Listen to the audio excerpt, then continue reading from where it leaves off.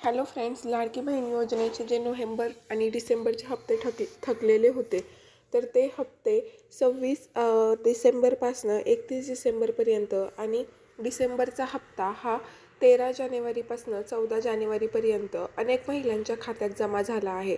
परंतु अशा अनेक महिला आहे की ज्यांना दोन्ही महिन्यांचे हप्ते भेटले नाहीत. ज्यांना नोव्हेंबरचा हप्ता भेटला नाही त्यांना डिसेंबरचा सुद्धा हप्ता भेटलेला नाही आणि ज्यांना नोव्हेंबरचा हप्ता भेटला होता त्यांनाच डिसेंबरचा सुद्धा हप्ता भेटला आहे. आता याच्यात जर पाहिलं निष्कर्ष काढायचा प्रयत्न जर केला तर कुठल्यानी कशावर हप्ता दिला आहे हेच कळत नाही आहे. कारण की काही महिलांनी जर विचार केला की आपण KYC केली नाही म्हणून आपल्याला हप्ता आला नसेल, परंतु अशा अनेक महिला आहेत की ज्यांना KYC न करता पैसे आलेले आहेत आणि काहींनी KYC केलेली आहे तरीसुद्धा त्यांना पैसे आलेले नाहीत. तर अशा संग्रहामध्ये सध्या बहिणी आहेत. काहींची KYC चुकलेली होती, त्यामुळे त्यांना असं वाटतं की आमची KYC चुकली होती आणि त्यामुळेच आम्हाला लाडकी बहीण योजनेचे हप्ते वितरण ज्यावेळेस झालं तेव्हा पैसे आलेले नाहीत. तर अशी गोष्ट नाही आहे. सध्या इलेक्शन चालू आहे. इलेक्शनमध्ये सुद्धा गव्हर्नमेंटला पैसा लागत असतो जर आंतरिक बाब सांगायची म्हटली तर. आणि त्यानंतर इलेक्शनच्या अगोदर जर लाडक्या बहिणींच्या खात्यांवर पैसे दिले नाही तर बहिणी नाराज होऊ शकतात. आणि जर लाडक्या बहिणींना पैसे दिले नाहीत, हप्ता वितरण झाला नाही, ऑलरेडी 2 महिन्यांचे हप्ते हे थकलेले होते, तर त्याचा परिणाम हा मतदानावर सुद्धा होणार अशी भीतीसुद्धा सरकारच्या मनात होती. आणि त्यामुळे त्यांनी जे पैसे आहेत ते वाटप केले, म्हणजे ॲटलिस्ट की हप्ता वितरण होतोय आणि आपलेसुद्धा पैसे येतील या आशेवर मतदान होणार. आणि त्यामुळे सरकारने ह्या पद्धतीचा प्लॅन केला.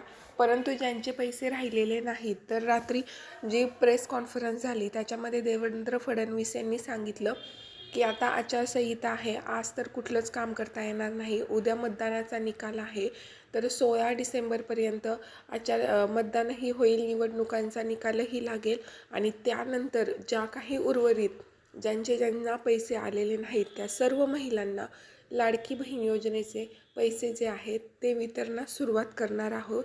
त्यामुळे कोणीही असं वाटून घेऊ नका की माझे पैसे आले नाही म्हणजे माझा योजनेचा लाभ जो आहे तो बंद झाला आहे.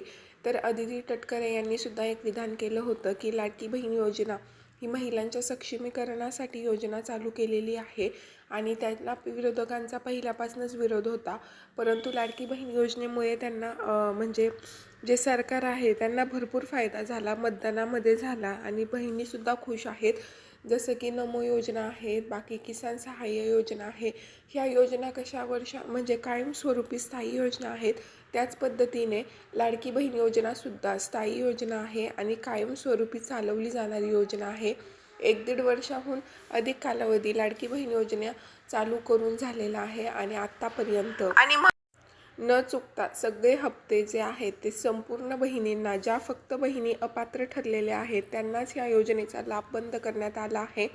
बाकी सगळ्या बहिणींना लाडकी बहीण योजनेचा हप्ता हा आलेला आहे. त्यामुळे अजूनपर्यंत ज्यांचा लाडकी बहिणीचा हप्ता आला नाही त्यांनी अजिबात काळजी करू नका. इलेक्शनमुळे थोडंफार मागं झाले आहे. इलेक्शननंतर तुमचे ज्या कोणी बहिणी राहिलेल्या आहेत त्यांचे पैसे नक्कीच खात्यावर येतील. तर व्हिडिओ कसा वाटला नक्की खाली कमेंट करून सांगा. माझ्या व्हिडिओला प्लीज लाईक करा, चॅनलला सबस्क्राईब करा आणि इथपर्यंत व्हिडिओ बघितल्याबद्दल धन्यवाद.